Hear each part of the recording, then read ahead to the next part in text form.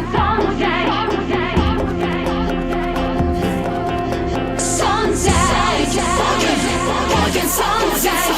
Daha çağırmayacak derslere bu zəng bizi her zaman göynədəcək həsrəti qəlbimizi.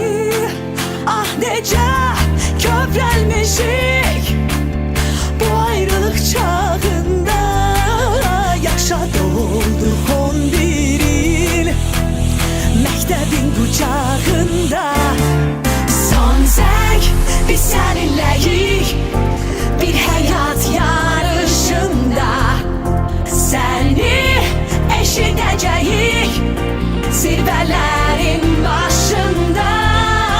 Son zəng biz səninləyik bir həyat yarışında, səni eşidəcəyik zirvələrin başında.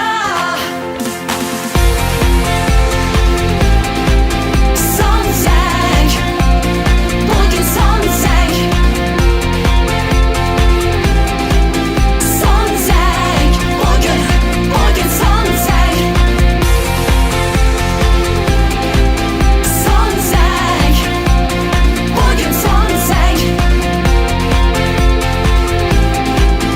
Son zəng, bugün son zəng. Son zəng, həyata salam, məktəbə vida deyir.